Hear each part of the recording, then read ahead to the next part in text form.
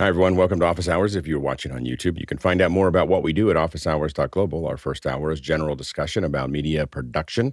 And our second hour is usually something we want to spend a little bit more time on. And today, we've got the folks from OWC here. They're going to be talking about some new additions to the Jellyfish shared storage lineup, as well as talking about how to create capture and collaborate inside of the OWC ecosystem. It's going to be a great opportunity to ask some real experts about a lot of storage, your storage questions. So if you've got storage questions, go ahead and throw those into the second hour.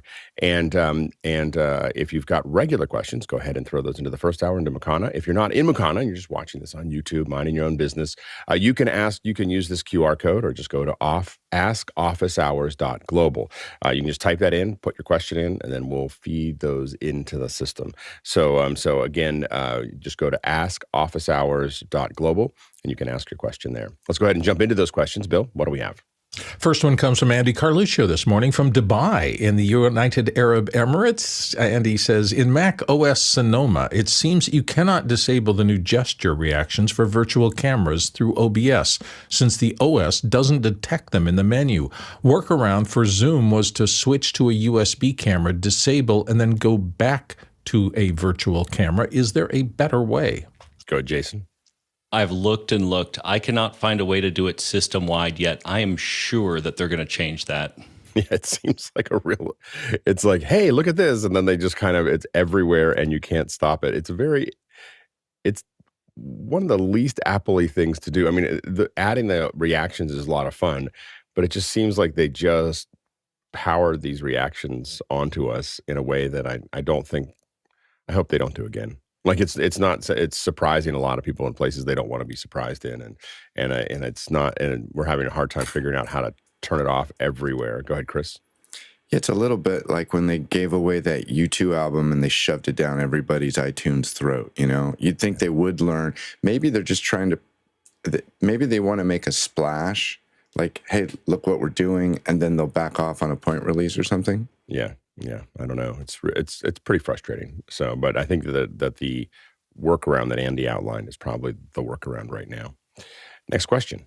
Tlaloc Lopez Waterman in Tallahassee, Florida is up next. Why did Apple stop grounding its chargers? When I'm on a ClearCom, multiple states, multiple venues, and I use my computer, I am introducing a lot of hum into the comms. If I touch the case at all, it happens. Would it be mitigated if the Mac had a ground? Go ahead, Courtney. Possibly, but a lot of times lifting the ground is a way of solving that. One way to find out if that's the case, if your Mac is a laptop, is to pull the power plug and see if the hum goes away, and that means that the hum is coming in through the power adapter. So it could be just a noisy power adapter. I'm not sure when they stopped grounding their chargers. It could be when they went to metal-encased iMacs and metal-cased laptops because they didn't want to, create another path to ground that could be dangerous if you plug it into something that is not grounded and has a AC fault. A path to ground could electrocute you. So if you're not grounded, you don't have a path to ground. Go, Jason. As far as I know, they've never grounded the Mini. As far as laptops are concerned, I think this is actually a body ground loop. If touching it is messing with it. So I don't know other than to tell you, some of them have never been grounded. So here's a funny little thing about those chargers. They do have a ground available. It's not used when you use just the little plug that goes in. So if you pull that plug out, you're going to notice that it's a standard figure 8, and then it's got this little metal piece that pops up that piece slides onto. That's a ground. So basically what you need to do there is if you use the cable, so there's a cord that usually comes with your power supply, that cable is grounded. The little box that you have, the one that, if you don't have the long cable, the one that you're going to have there is ungrounded. I think it's just literally a design space thing that they made a decision there. The only place that you don't see that is if you're in the UK and you plug in their version of that, the big 3-prong one, it's 3 prongs. Same thing in South Africa, I believe. So if it's too big for them to design a way around it, they just go ahead and leave it in. But again, if you're using the power cable to the power cable that came with your power supply, it will be grounded. And if you use it, and I'm very sensitive to this because I've had the same problem that you're talking about, similar problem. In Africa, or anywhere that you have 240 volts or 220, when you put your hands on it, it'll feel like your hands are floating on the top of the laptop if it's not grounded, because it's a lot of voltage that's sitting there. And I noticed that it was slowly taking the skin off of my hands. So I learned a lot about how the grounds work, specifically with the Macs. But it's been that way for 20 years. Go ahead, Bill. Yeah, to me, I almost threw away all of those little slip-on connector plugs that have 2 prongs that flip out for my Macs, and I've gone with the long cords. The cords are extremely long. They're like 6 feet long, so that plus the cord on the other end of the little power supply makes for a really long and uncomfortable thing. But I agree with Alex. It is grounded, so I'd go with that first. And that cord is a standard power cord other than that little end. So if it accidentally got cut in half or cut by a quarter and then another one got put on the end, it would still work. Go ahead, Serge. Just to show everything that you talked about, this is the power adapter with the small plug that you can remove, and he'll use the power cord that will have a ground. There you go. Next question. Bodie Brazil in San Francisco asks this: after 3 years of loving my ATEM minis, I'm ready to upgrade to 8 inputs and super sources. Am I safe to buy an extreme ISO right now, or will Blackmagic be coming out with an updated version 2 anytime soon? Go ahead, Chris. Yeah. Hey, Brody.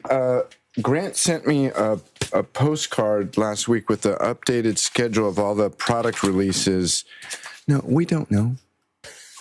We don't know anything. Okay. You don't have to be mean about it. Go ahead, Jason. Brody, buddy, you're never safe. Sorry.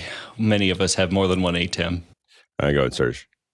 I think the bigger decision is to think about leaving the HDMI to go SDI. Because, Alex, I think you're a big proponent of having SDI set up instead of HDMI. I have the Extreme with HDMI. And it's a mess to have all these HDMI cables, but I will not change right now. Yeah, to clarify, I think that as my desktop solution, I think that the HDMI works really well. As a production solution, the SDI is the way to go. I mean, if I was going to use this for work and not my home desk, I have an SDI version as well, and that's what we use for some small productions. I would not use an HDMI one in production. I will, but it's perfect for my desk because I just have lots of little HDMI things to plug into it. Go ahead, Courtney. Yeah, I don't smell an update coming because their last update was the SDI versions, which answered a lot of people's, complaints about not having SDI inputs. So they came up with that already.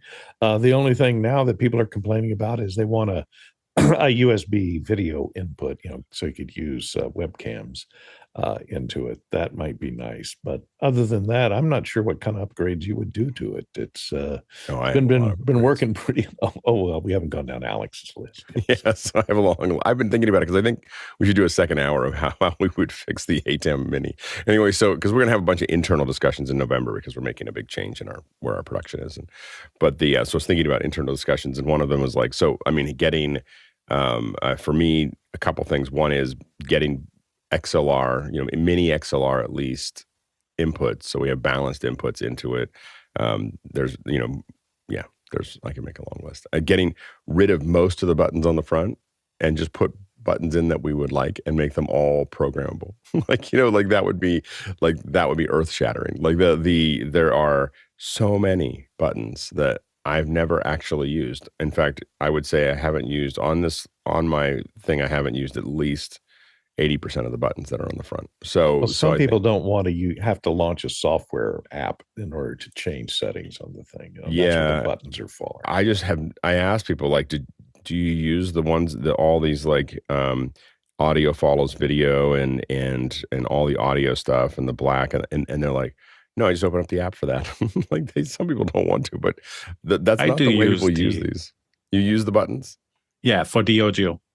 because Okay. I have so many There we go. inputs. That, I made wrong because I'm like, who uses these?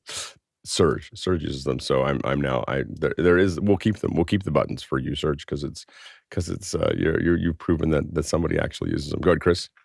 I think this is a good, interesting discussion because, like many things, there are individuals or groups of people that use a thing a certain way, and quite often we have no idea the way the rest of the people do. So it's quite likely that there are people that do lean heavily on the buttons. I will also say that for anything for a live use, I think programmable buttons are super dangerous, because if you sit down to work on somebody's piece of gear and they've like hot rodded their thing and customized all the functionality of the buttons, it could be a really awkward day.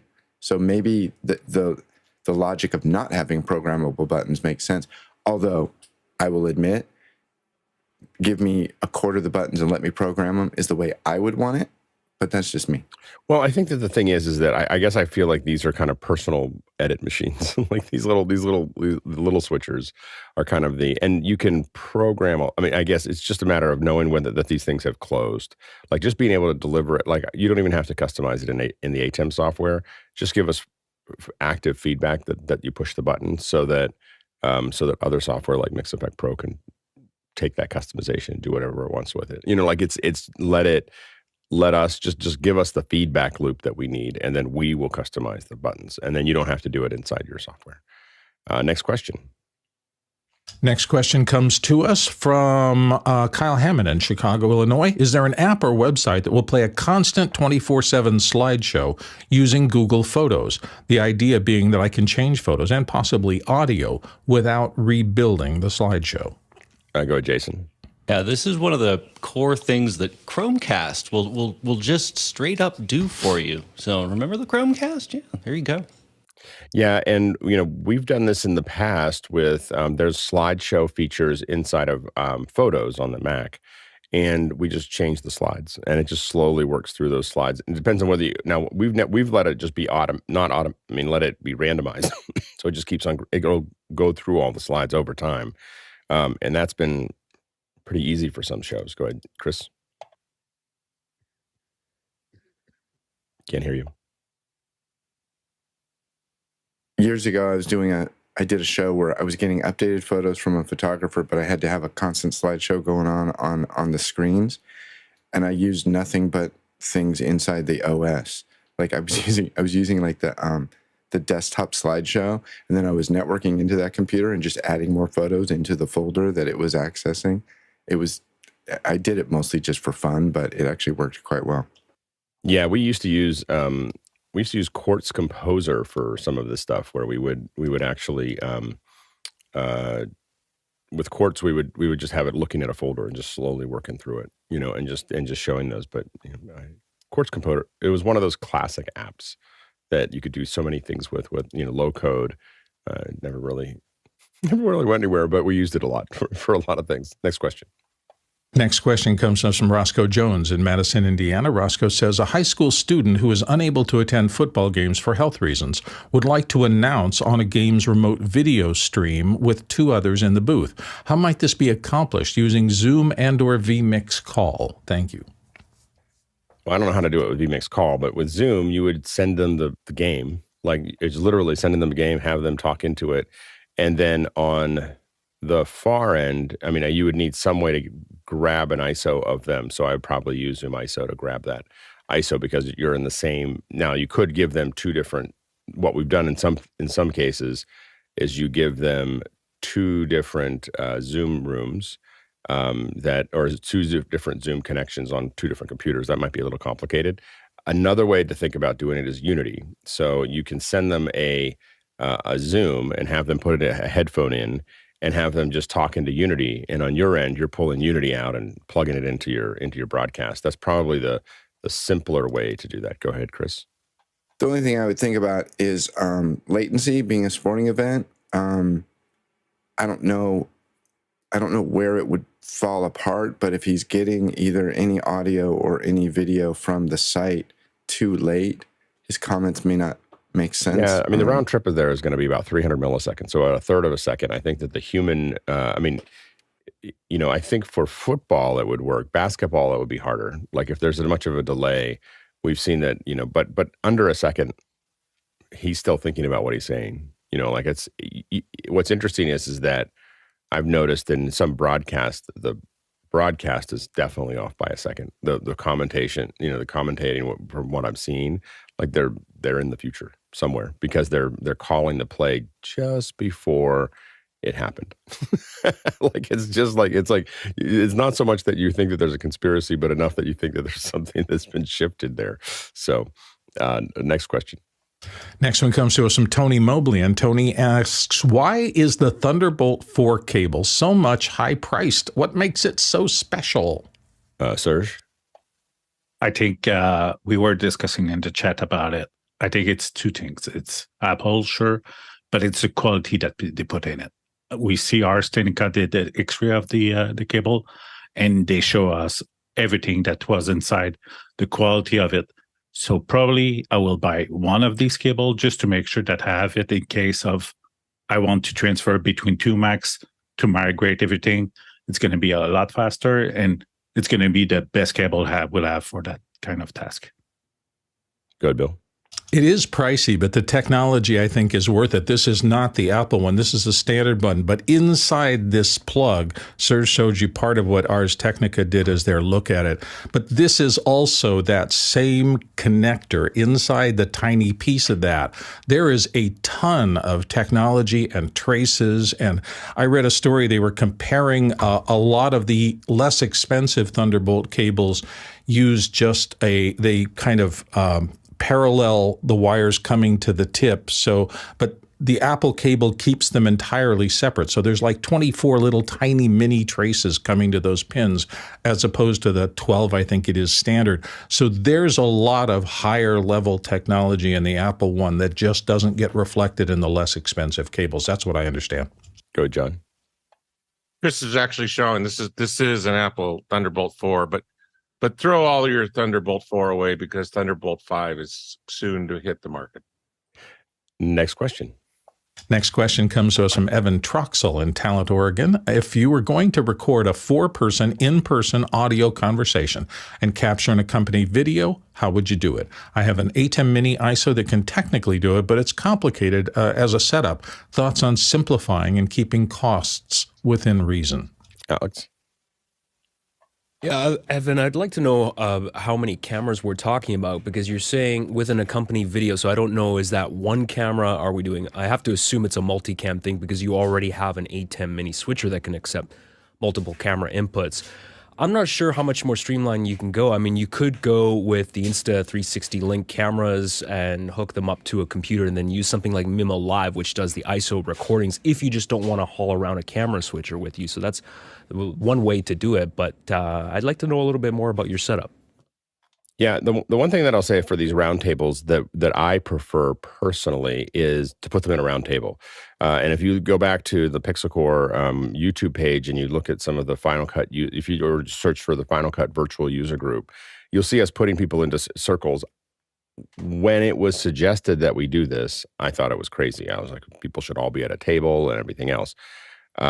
Once we started doing it, we couldn't go back, and so we really built that out, and it's just a much nicer experience for the participants that are in the discussion, and it looks a lot nicer. So what we do is we have, if you think about a table, we'll have a table here. Now 4 is a little harder. 3 and 5 is much easier because you can shoot gaps.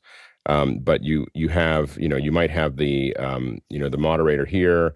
And then you kind of have you kind of figure out where you want to put the other 3 that are going to be talking to them. And then what you're looking for is you are taking your cameras and actually shooting like this. And you're shooting over the shoulder and then back this way. And it's more cameras, but what it does do is they can just be locked off for the most part. If you have PTZs, you can make fine adjustments, or you can have one person kind of making adjustments as they move around.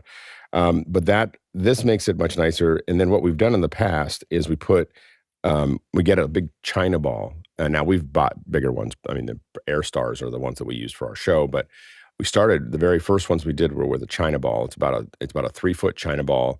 and we put these really powerful LEDs in the center of them.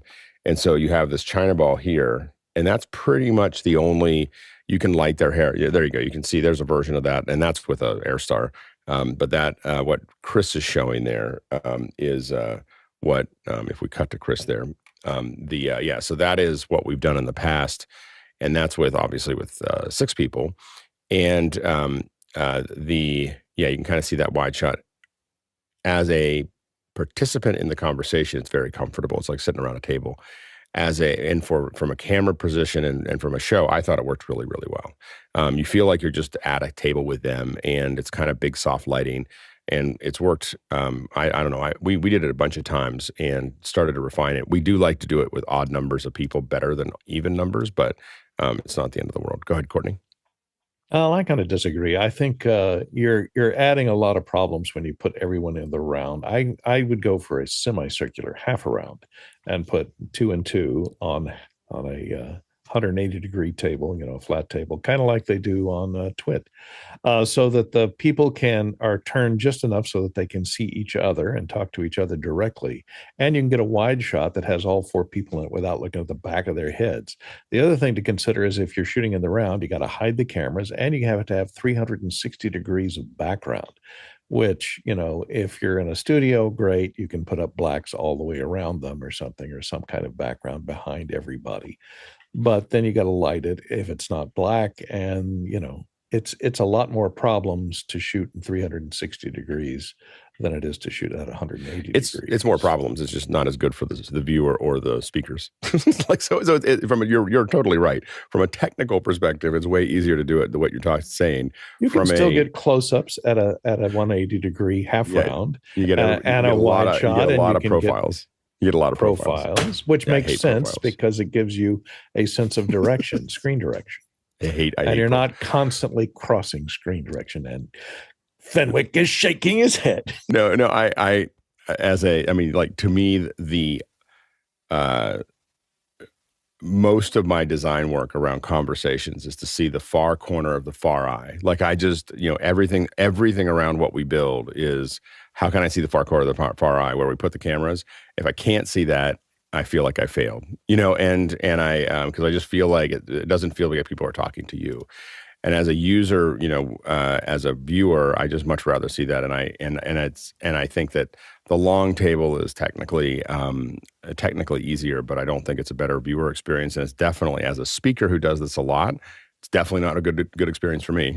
like I hate it. Like I just hate this crooking down and looking at someone down somewhere else, or looking over. It's part of why I don't go to Twit. I don't like sitting in that format. Go ahead, Guy. Yeah, he asks how would I do it? I would grab this little guy right here. This is the Zoom F6. I would mic up each person. So that's 4 of the 6 inputs. I would use timecode, and depending on the cameras that you have, I would jam all the cameras, make this the master, and then I would have 4 ISOs in post. I'm assuming that's what you want to do, is you want to edit this down and you want to have isolated for each person.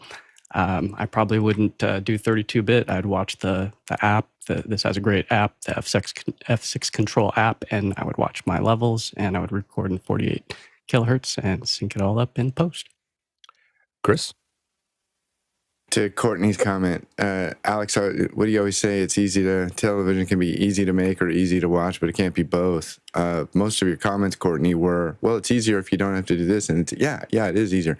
I mean, I got my start in television on the Computer Chronicles show. I worked on it for 15 years. I directed it for a decade. From 86 to 2001, we saw all the stuff. And I didn't have the clout to push for what Alex did on the roundtable thing. And having been on that show once, it as a participant, the technology immediately just dissolves away, and you are just hanging out with your friends, talking about computer stuff. It really just drops away. It is gone. Yeah. And working the way we shot Chronicles, which is like, the godfather of all tech TV. Everybody tried to do Chronicles for the last 40 years.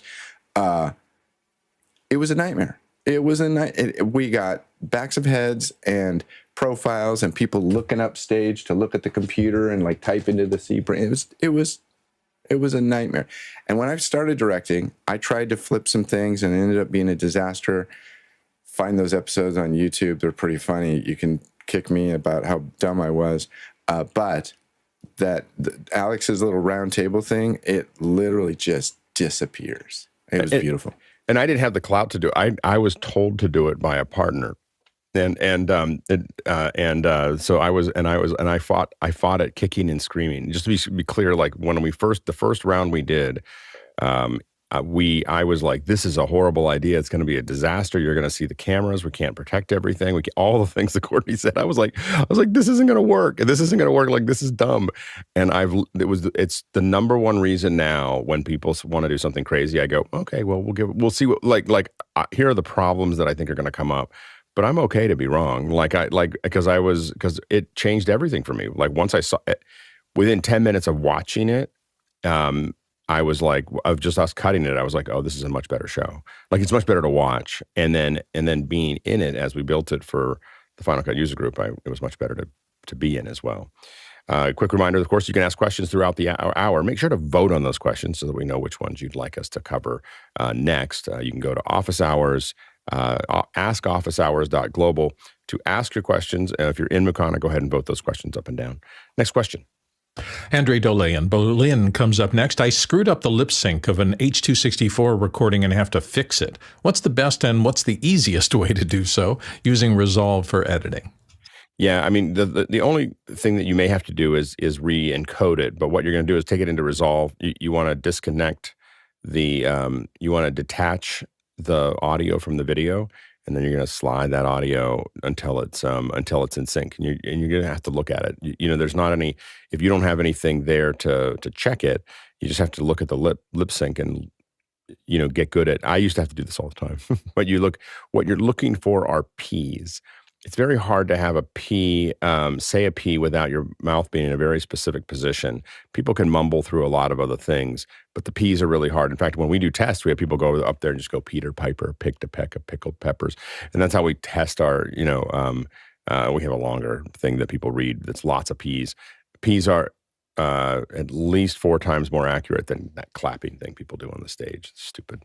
Anyway, so have them just do the P thing, because the clapping thing is like we do that. It's mostly so that the stage people feel like we did that thing, because we just ignore it. We don't even look at it. Like we just wait. We just do the clapping thing, and then we go to do the P tests, and then we move on. So anyway, next question. Douglas Carmichael. Alex, I like your mobile Zoom setup. How do you use your iPad in conjunction with your laptop, and what laptop stand do you use? I use it's called the Brocoon or Brocoon, Brocoon stand. It folds into almost nothing, and it pops up and knocks it out. I don't think I have a picture I can grab really quickly of my setup, but it works great. My iPad is just where I put Mukana. So that's where I'm looking at the questions. So thanks. Next question. Next one comes to us from Vincent Alvarez in Bellingham, Washington. Vincent says, have a single WD, Western Digital Red hard drive built for NAS usage lying around. Can I add it to my desktop for a more basic storage, not network attached storage? Or do they do something special to it that it wouldn't be a good idea to use it this way? Go ahead, Serge. The short answer is yes, you can use it using a case to transform that hard drive to a USB or Thunderbolt connection. I don't even know if Thunderbolt is existing for that.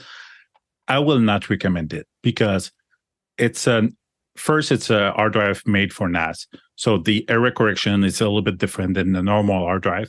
Second, it's probably because you want to do that because it's a big hard drive, but it's going to be slow as hell to copy from it and to it. And most importantly is you will try to use it day in, day out, have a lot of data on it because it's a big drive. And after that, it's going to be difficult to transfer that data somewhere else to back up or to do anything with it. So long term, I don't recommend it. Go ahead, Jason. Yeah, NAS drives are designed to just be slow and last forever. My favorite thing about the Western Digital is that they claim a million hours of mean time between failures, and the conversion on that is 114 years, but they're only going to warranty it for 3. Go ahead, Courtney. Yeah, they are slower, like everyone said. The red is usually 5400 if it's a spinning drive, and the red plus is 7200, so it's a little bit faster for data transfer.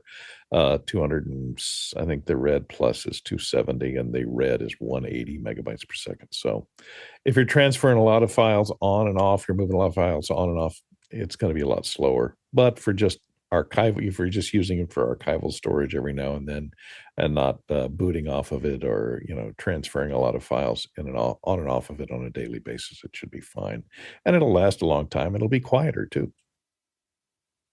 Next question. Robert Green in Los Angeles is up next with this one. What are the reliable alternatives to satellite as a backup for a live show? A Makito X4 or other internet protocol encoders?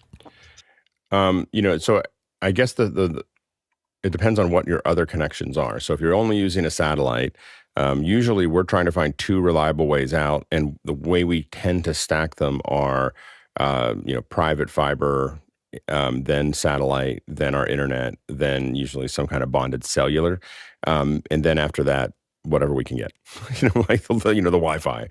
So there's, as you go down those paths as far as stacking those up. So if we get something like a Lumen or Vivix or the Switch or those types of things, those are usually at the very top of what we're doing there. And then we do satellite, and then the cellular is usually below, is one of our backups, and we've used live views for a decade as a backup to what we're doing there. So either the live views, and if we have an internet connection, oftentimes we might connect that internet connection into the live view because it'll just use it as another source. Remember that the live view also can, you can put extra modems on it to make that actually happen. So the Makito is a great solution. I mean, the Makito is a great, it's a great box. It's really expensive, and it's still connected to whatever internet connection you have. So the live view is going to let you have cellular connections that you can backhaul. So if you're losing internet, then you have some other place to go. But it is good to think about, and also depends on where you are in the country as far as how important that backup is. Another one, by the way, is to use some version of air fiber. So these are microwave connections that we've used in the past. TowerStream is one company that provides those. It's gotten really expensive. They've kind of decided they don't like to do one-day events, and so they charge you basically for a month or more worth of connection to do that. So it's like $20,000 to it's more expensive than the sat truck to get the air fibers, but if you find a hard place to put your internet, you can, if you own your own air fibers, which we used to, you just put the antenna there and pay somebody to use their business connection or whatever. We've done that as a backup, not as the primary. And so those are some of the things to think about. Paying attention to the rain. Another thing to think about there is making, a good backup is also a very good primary.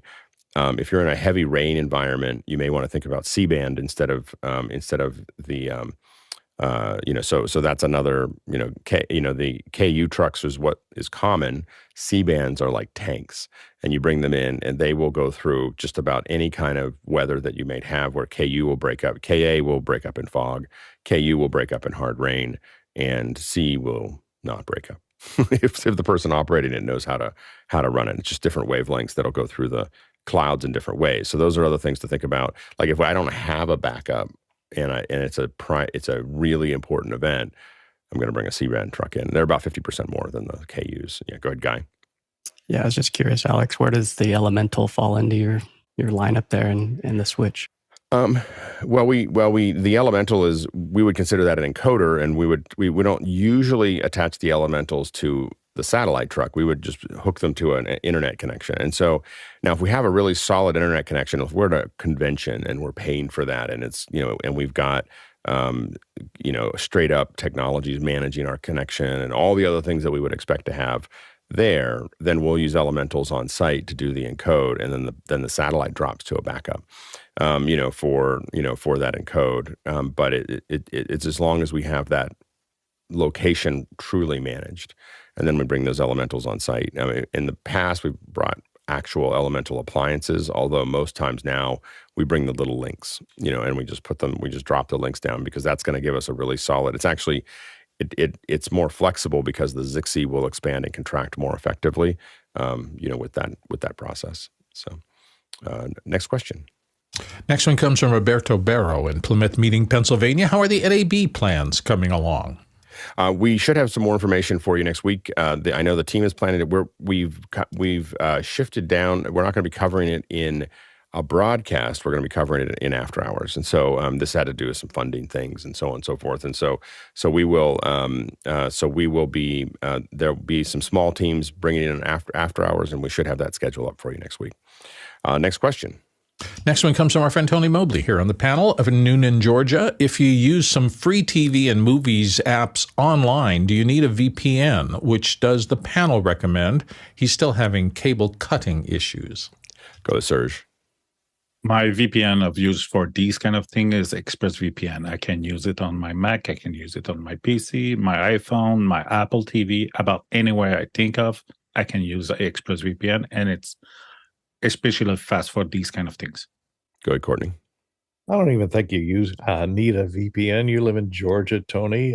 You're not geofenced from most things unless you want to watch, European cricket or something. I understand Serge's situation where a lot of things are geofenced. So Canada doesn't let those alien programs in, so he may have to use a VPN. But Tony, I would suggest getting something like Silicon Dust. If you have good television reception, stick up an antenna and get something like Silicon Dust Home Run TV. Here's what it looks like. It's about $200 on Amazon, and it takes basically the reception from any of the channels. And in my neighborhood in LA, I get 165 channels. I have a Tableau TV, which is similar to the Silicon Dust. I get 165 channels. It puts it on your network, and it has an app that runs on all of the streaming devices. It runs on Apple TV. It has an app for, Roku, Fire Stick, Google Drive, everything. So you can access all of your transmitted channels, and it has a DVR for $49 a month.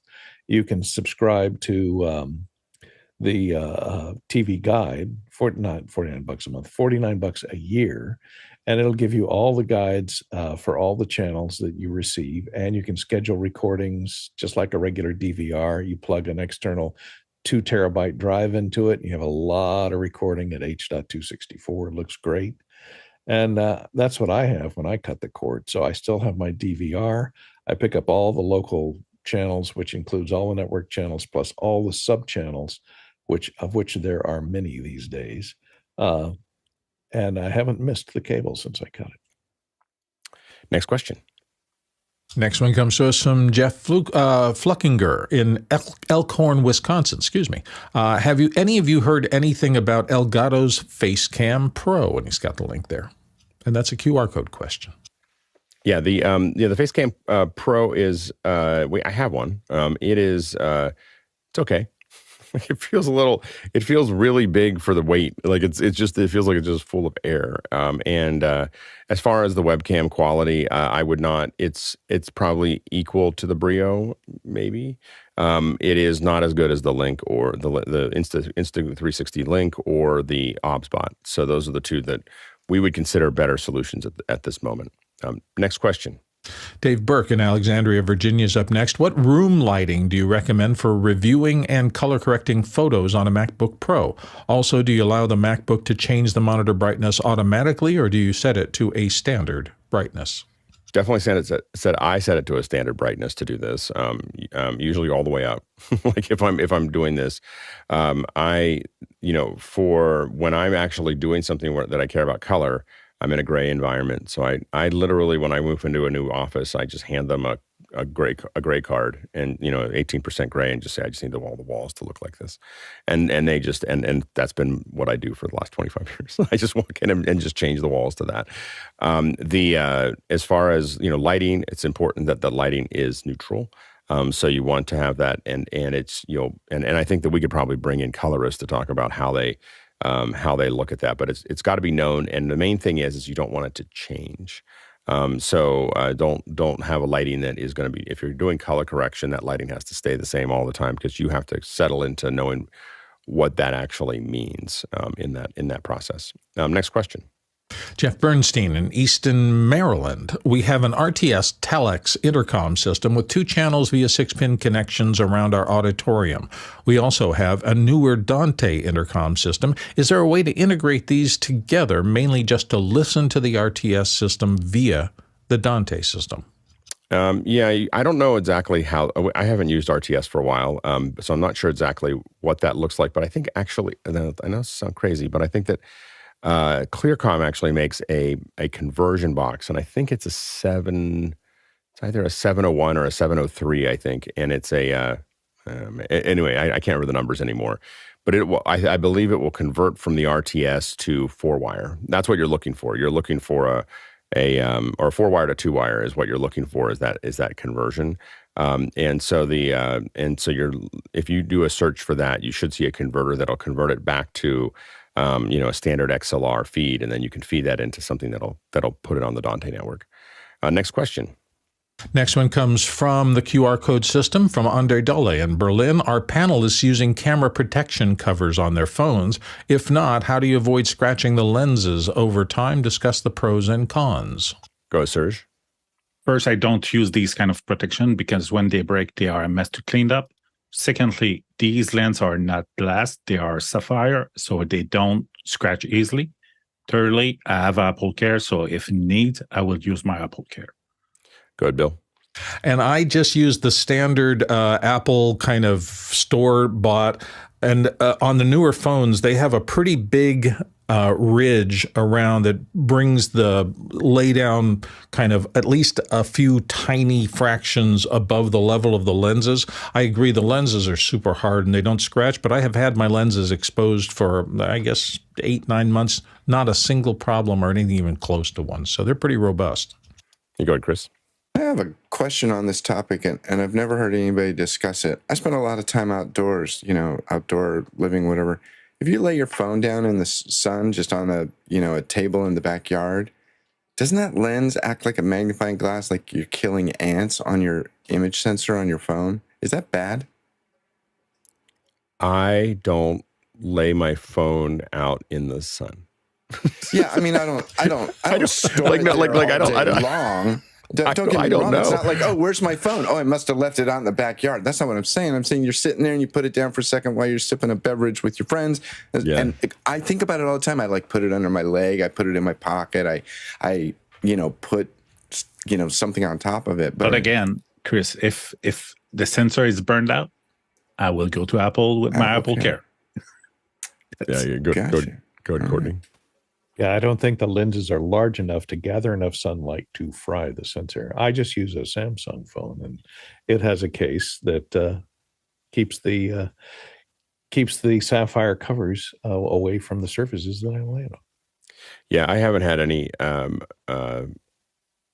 any issues with scratching for a long time. I've killed a lens by dropping my phone, and it just happened to hit something just at the right moment where one of the 3 lenses was now not working anymore. So anyway, so I've had that, but I haven't had a specific issue where I've scratched it at all. Like it's been either perfect or broken. Next question. Don't carry loose diamonds in your pocket. That's a problem. Yeah, I have heard that if you carry loose diamonds in your pocket, you might scratch your iPhone. Lady Gaga was talking about that the other day. Yeah, to change my behavior. Exactly. Ronnie Hofsoy, Tromsø, Norway says, can Mimo Live control mix effect directly using Mimo Live's remote control function, or do you need to use BitFocus or central control to do this? I do not know. I think that there's got to be a protocol that goes between Mimo Live and mix effect. I just haven't tried to tie that together. Try those two together. I'm not sure. It feels like it should work, but I'm not certain. Next question.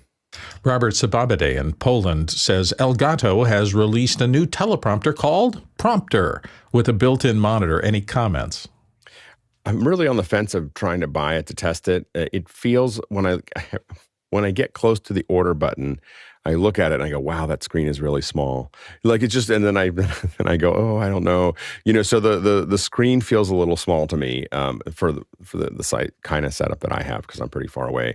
It might be different for someone who was closer to their screen. I'm a solid 3 feet from my screen. And so I think that could be But I keep on going, oh, this could really work. It looks really efficient and it looks like it would work well. And then I'm like, but the screen is so small.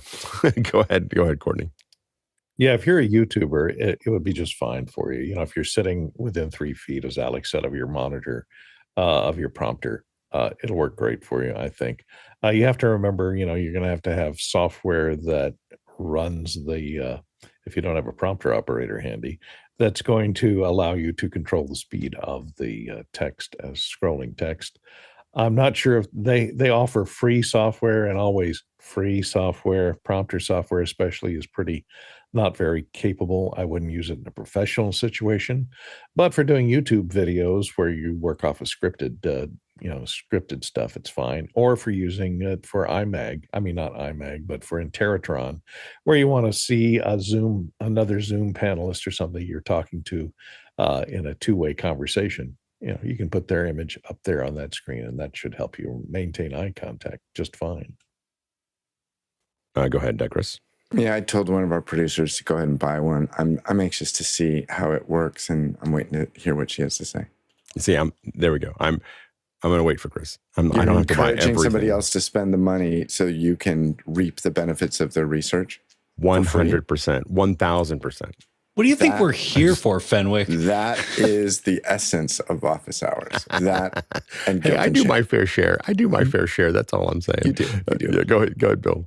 I think the retail on something like $250. So if you're just looking for something for your desk, I think it would be maybe if you don't want to assemble something yourself. There are less expensive choices, although the display, I'm using, what is it? I can't remember the display, not Feel World, but one of those that does the flip inside of that. This has all that stuff built in. So it's a great little turnkey solution if you want to spend $250 to do prompting at your desk.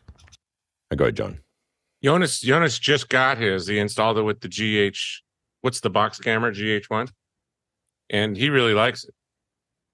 It's great.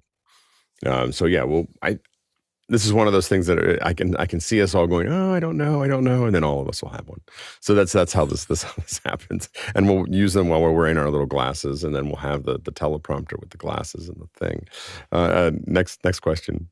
Douglas Carmichael says Universal Music sued Anthropic for scraping song lyrics with their chatbot Claude. Do you think the music industry will fight against general AI like they did Napster or other disruptive technologies? Good, Courtney. Oh, they'll try because they have lawyers on the payroll and they got to give them something to do. But now that Google and any of the other big AI companies, Microsoft with their search engine, their AI search engine is now going to defend you against copyright claims. I don't think they have a chance of being successful. The real danger is losing these battles. You know, everyone's still kind of like one toe in. Like what you're seeing right now with AI is one toe in. Like, let's just see how this goes. Let's see what this looks like, because everyone's afraid of being sued. If they stop being afraid of being sued, it'll be both feet in, and then you're really going to see what AI can do. I think that's the danger of all the lawsuits is that the certainty that may create will create a huge acceleration in the industry. Next question. Next one comes from Walt Palmer in Lewis, Delaware. I'm attempting to connect a Countryman face mic to a Sony UTX B03 wireless transmitter. Full insertion of the 1/8-inch TRS male provides no audio. Pulling the plug slightly provides brief but unreliable sound. Ideas? Alex? Walt, I'm going to assume there's, that headset is working properly. So I haven't used that specific Sony body pack, but I was just looking at the manual. And like a lot of wireless belt packs, they usually will have a mic or line switch. So hopefully you've checked the obvious, but make sure it is set to mic because these headsets do need bias plug-in power. If it's set to line level, you're going to have a problem. Good, Bill. Also, when you're using a 1/8 inch as opposed to one of the more sophisticated, and I say that because there are a lot of different connectors that wireless mics and microphone for wireless transmitters can use.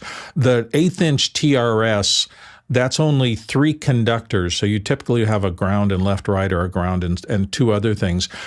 if you can pull it out a little bit and you get a signal, it means that the wiring schematic of that TRS plug and the wiring schematic of that socket for that plug are not in alignment. They haven't wired them the correct way. So you might be able to get by with an adapter that you could plug that mic into that will change which circuit hits where on the little, there's a little bent piece of metal in there as it goes in. It clicks into place on the TRS plug and gives you the right connection. So it's really just a connector and a plug mismatch. That's pretty much why people go to TA4Fs and TA3Fs and the ones that are a little more stable and don't have this kind of wonky problem. Go ahead, Guy. Yeah, so there is a difference in the way that the Sennheisers and some of the more standard 3.5 millimeters are wired. Sony is different for that particular transmitter, so you'll have to go to the Countryman site, and you can figure out, because there's a little screw-in connector that goes into the ear set, and then you just pick your Sony SON, and then there's the code. Depending on what color you want, you can you can figure out the model number, and they're about $60 to replace that cable, and then you'll have one for your Sennheiser and one for your Sony. I have these mics, and I have them wired for Sony, wired for Electro, and I swap them all the time. So it's different cables. That's what you need. Go, Courtney. Yeah, what everyone else said. The difference is the plug-in power on a TRS 1/8" plug, because the old style was to put the positive on the ring of the TRS ring, and the new style is to superimpose it on the tip. So that's why if you pull it out halfway, it's going to work, because then it'll be getting power from the ring connector instead of the tip connector. So that's probably what's going on here. You can fix it by, like was said, either wiring up an adapter or cutting off the plug and rewiring it for the correct whatever that Sony BO3 expects. Next question. Alexander Knight in Port Coquitlam, British Columbia, Canada. What do you think the aversion is to including a built-in menu system that doesn't require a computer to make changes to the ATEM line? Roland switchers have this, and it's convenient. Yeah, I guess it depends on the culture. I used to have Panasonic switchers, and the HS50 and the HS400 and the HS450, and we had a lot of Panasonic switchers, and they all had built-in ones, and I hated them. Like the scrolling up and down and the moving through the thing is just something that I hate. So I have to admit that after a decade of doing it, I never want to do it again. And so I immediately, if you give me some kind of app control that's going to let me change something, I'm always going to go to that, because the interface is better and I can get to it faster. So that's why I don't like using built-in menus. And it is because I just find them to take a lot longer. Like even with my cameras, yesterday I had to make some changes, and the scrolling through thing and then having to type something without a keyboard is not great. Go ahead, Courtney. Yeah, I don't like the Panasonics. I don't like either, with 4 buttons at the bottom with change function every time you change menus. It's too confusing when you bury yourself, 4 menus deep. That's why they put all those buttons on the ATEM Mini Extreme, so you could access all that stuff without having to go into a menu, Alex. Yeah, I mean, I do find that the video out button is really, there's a little array down the side. That one, those buttons I use every day. Next question. Douglas Carmichael says, popular forum Stack Overflow lays off 28% of its staff due to competition from ChatGPT. Will generic AI make Q&A sites obsolete? I think it's generative AI. I go generative AI.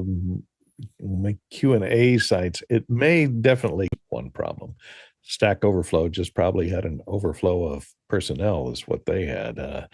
I don't think it's going to take everyone's job. If your job can be taken by ChatGPT or an AI bot, then your job probably wasn't very valuable to begin with. So maybe look into something that you have a better chance of being an expert at. I know there was something that where one place I worked where they used to joke. It was kind of a joke that went around that said, if you're bored with your job and you don't think it makes any difference, don't worry, you won't be doing it for much longer.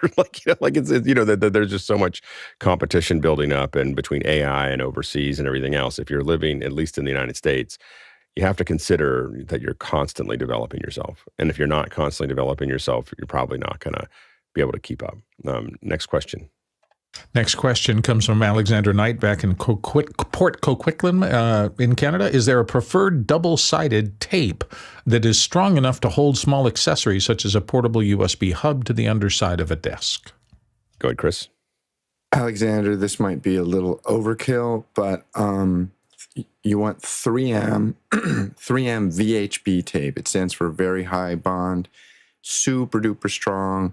It could be overkill, but I was turned on to this stuff last summer, and it's super handy to have around.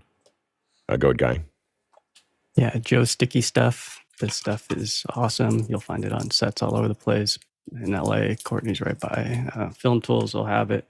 They call it snot tape a lot of the time. You just pull off a piece and you can stick it wherever you want. You want a banana on the side of your camera? Go ahead. There you go. You got a banana on the side of your camera. Go ahead, Serge. I have the cheapest solution, I think. It's, as seen on TV, Alienware, not Alienware, but Alien Tape. I use it because I have it at home, and it's working fine for me. For some reason, Alien Tape, it feels like certified, not made on Earth. I think that you have made to have from that real somewhere. aliens. Made by real aliens, not with real aliens. Go ahead, Courtney. Yeah, the Alien Tape is sticks to itself, but it won't stick to anything else, I think, because it's a silicone self bonding, or a lot of times it's a rubber that will vulcanize itself and stick to itself very strongly. What I use, if I have to stick, you have to be careful. If the thing that you're sticking underneath your desk is heats up, it will eventually cause most heat-sensitive adhesives to let go, with the exception of that 3M adhesive that was mentioned first.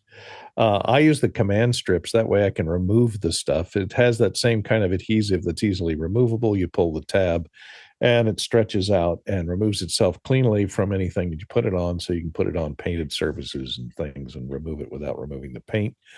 And it has that kind of hard Velcro connection between the two pieces that you put on each side, so you can shove it up and snap it up in there. And I have an 8-inch tablet that's stuck on with those things right now on my left, and works quite well. Doesn't heat up. Heat does not cause those to release. Stretch cause that adhesive to release, but pulling it and stretching it does, because it's kind of a rubber based. Go ahead, Chris. I just wanted to say that the 3M VHB tape is easily removable with a blowtorch and a grinder. Comes off very easily. And Guy's banana demo is the best moment of office hours history of all time ever, and that needs to be clipped and saved. Thank you, Guy, for that. If you want to take, when you're done, a lot of these will be used on sets to put like a picture frame or something up temporarily in somebody's dwelling or a hotel room or something. The trick is to get it off. You need to rotate it. So you don't pull straight off, you rotate. So you rotate the banana, and then you can pull it off. And then there's the stuff, and then you can pull it off like that. There you go. Demo complete. Rotate the banana. Yeah. So there we go. So yeah. So the I will say that I guess the only thing I'll say to that is that I do not like to tape my hard drives to things. Like, so I have a tendency to, if I'm going to put something under my desk, I'm going to build shelves underneath. You can get lots of these undershelves. For Lego, right? I do prefer Lego. Lego on your laptop. You can get it's actually, now that Chris says it, you can get, a flat panel of Lego and then just glue it to the bottom of your desk, and then you can attach you can then glue those things, and you can just attach drives to it. I think that, again, I would be careful to use it in that format, just because you're going to wish that you hadn't. I think that's where that's going to go. We're going to be talking to OWC here in just a minute at the top of the hour. Just a quick reminder, of course, we're going into the weekend, and over the weekend on Saturday, it's just Q&A, but we are testing. You'll see us, if you're watching live, you may notice the color is a little different. The sound might be a little bit different, and a lot of other things are kind of moving parts there. That's because we're testing office hours in 5.1 HDR 4K. So Saturdays are kind of our test cycle for that. So we're doing general Q&A, but we are actually having but we are testing those video pipelines. Sunday, of course, is introspection. So if you've got questions about why are we doing what we're doing and concerns or other things like that, those are the things to do. Ask on Sunday. You probably don't know that because we don't broadcast it. So anyway, those are the things to look at for Sunday. Also, a quick reminder that we are looking, if you're interested in being a panelist on a regular basis, go to officehours.global/panelist and fill out the form, and someone will reach out to you, and we'll start looking at how you can become part of this panel. Let's jump into the second hour.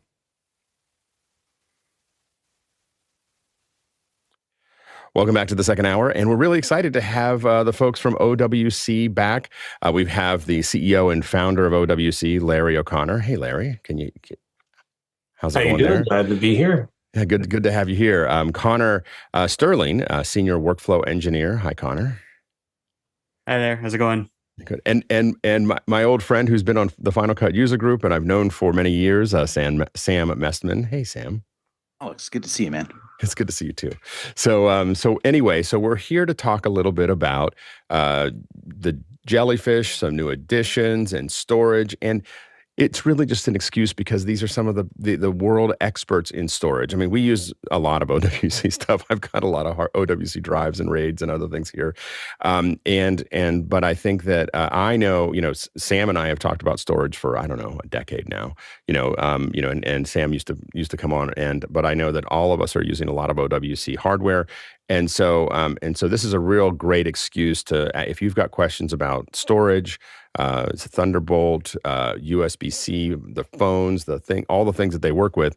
This is a great think tank to ask. So you have you've got some new things up your sleeve when it comes to the Jellyfish. Sam, do you?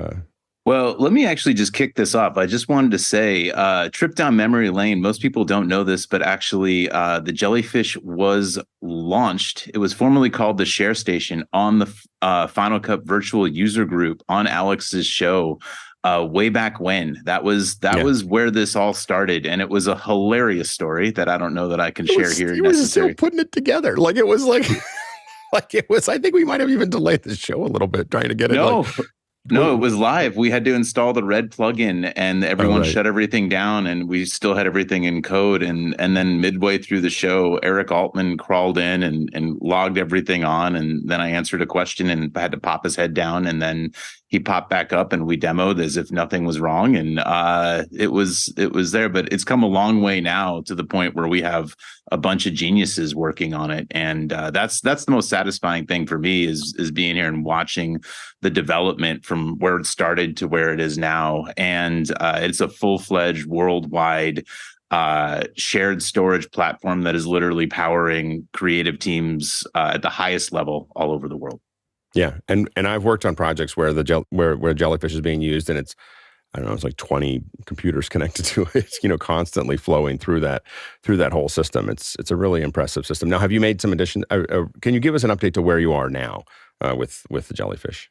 So Connor's gonna walk you through it in a minute, but the big picture on it is we're moving to all flash basically. So, at NAB this year, we introduced the Jellyfish XT, which is designed for basically all bets are off, up to 100 gig Ethernet on an all flash environment. And at IBC this year, 2 new models were introduced, which is the Jellyfish Studio, which is basically the Jellyfish Mobile, but now with SAS SSDs that are powering it. And, that's going to significantly reduce any latency that you might see. And then the star of the show, the real breakthrough model is the Jellyfish Nomad, which is powered on all NVMe and can fit in a backpack. It can go anywhere in the world with you. You can take it on a plane, pop it out, and go really without limitations. And it's really the logical, in my opinion, completion of the Jellyfish lineup where it's collaborative editing anywhere with no IT required. So that's what's most exciting is just how the technology has impacted the workflow, and Connor will take you through the details, but we started at kind of a little bit of a hack, and we are now a full-fledged collaborative editing system with really no limitations. That's awesome. And how does, as you get started, you're probably going to answer this, but I'm going to go ahead and ask it now. So I have a small collection, a small stack of the Express 4M2s. So these are the little, that's what I travel with, is I have the, usually like 8 terabyte, or so, or 16 terabytes that I can put in my backpack. And I know that I can, build up a pretty good show in it, and it's going to be really fast. How does the Jellyfish version of these, what distinguishes it from those smaller ones? Yeah, Well, I think sorry, go ahead, Sam. No, Connor, dive in, go. Yeah, thank you. So yeah, the Nomad is really revolutionary in that we actually use OWC's U.2 shuttles as our drives. So inside of each U.2 shuttle are 4 OWC NVMEs. And that's what we use to create our pool there. So with that, we offer 6 direct 10 gigabit connections. You can have 6 people connected to this. And it's the aggregate bandwidth of the system is about 6,000 megabytes per second. So each person gets that full 10 gig connection. Wow. Okay. There you go. So it's really more like the one that I'm using is more of a personal one that I'm using there to work on stuff, where what you're talking about is having a collaborative environment of a couple editors that are all going to be in one place. But Connor, I'll let you go ahead and take it away and talk a little bit about what the overall view of the system. For sure. Thank you. Yeah. I mean, Jellyfish I joined the team actually close to 2 years ago now. So I've actually been here through the whole development of the Jellyfish Nomad, and it's been really quite the thing to be a part of. We basically designed it to make sure that it can fit in a case that can fit inside an overhead bin on an airline. That's actually the thing that we get asked about the most when people were talking about the mobile, which was, can I travel with this? Can I put this on an airline, right? And, it's a small system. The mobile was a small system. You're able to pack that up and, pack up the drive, ship it somewhere that you needed it to be. But what folks really wanted was something truly mobile, that they could travel internationally with it.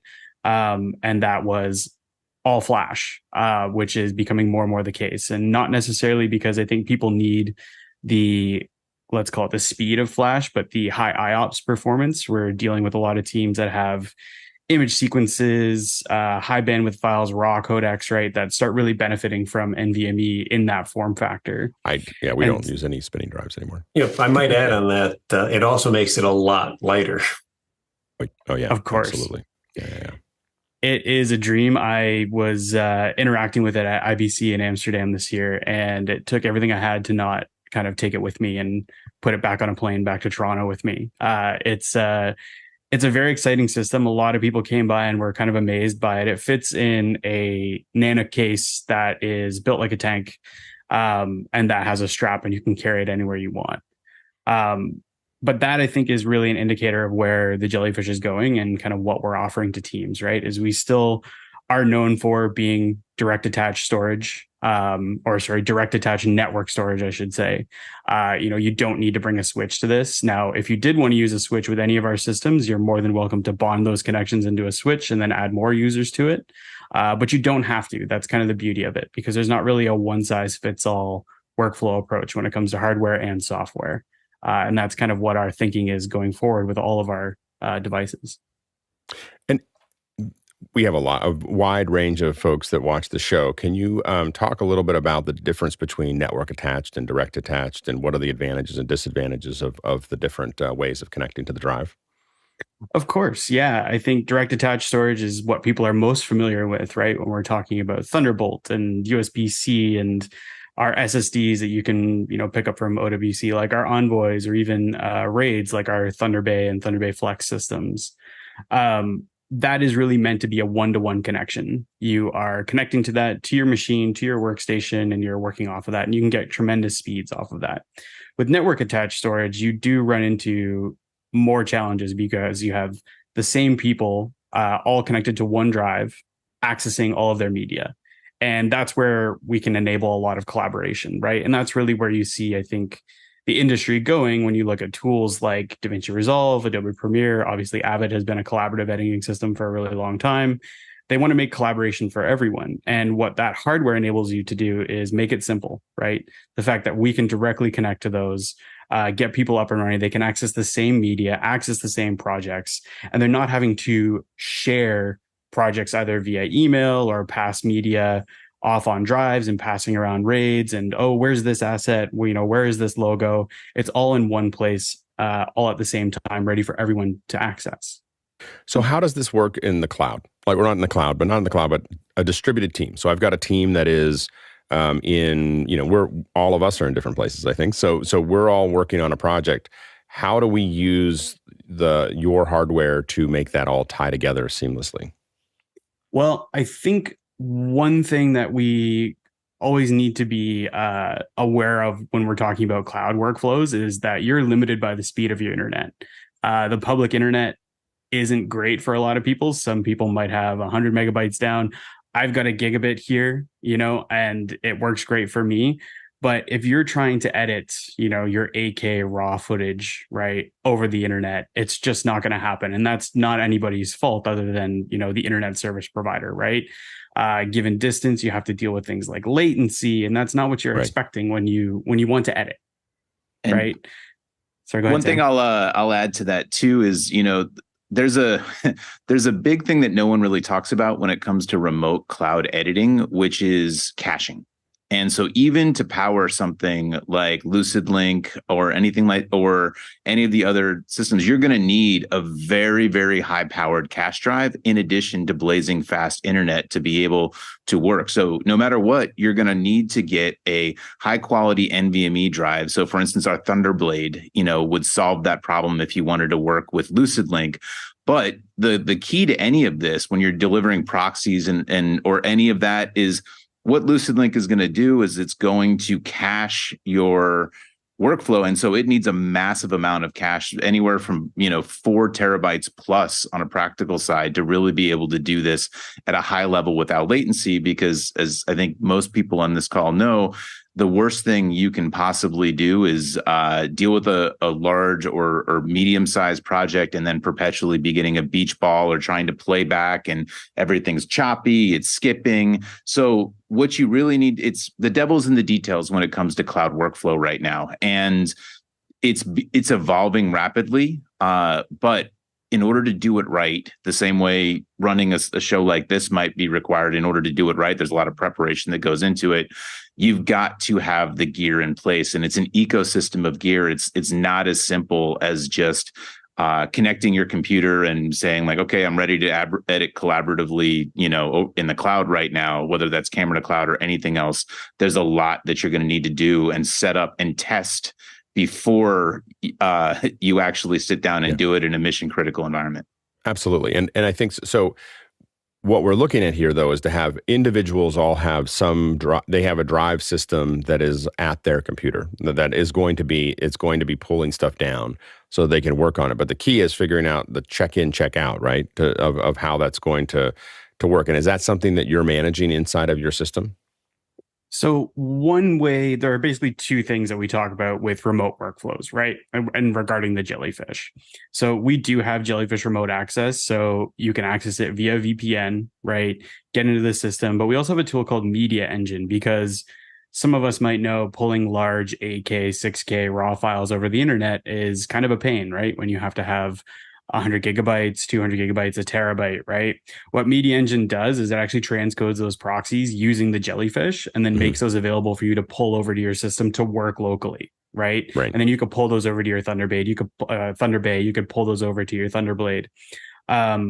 What else that we also recommend is using something like a remote desktop, right? Having machines directly connected to a system and using something like Jump or Teradici or Parsec. There's a million of them out there, and having those machines directly connected to the Jellyfish so that you don't have to have media leave your server, right? You're just allowing folks to remote into the system, provide them with their software, they can do their work, and then no media has to be out there in the ether, right, in the cloud, which I think some folks are nervous about and very conscious about.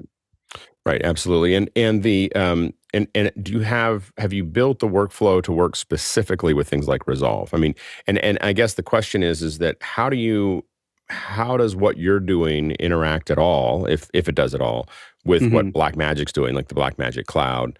Because I think a lot of us are kind of swirling around the Blackmagic cloud of what, I could be shooting and I could be shooting from my camera and having it appearing in Resolve, and I could be cutting it, and we're trying to figure out how that all looks. How are you viewing that?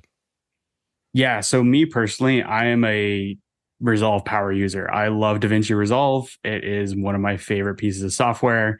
See lots of thumbs up on the panel here.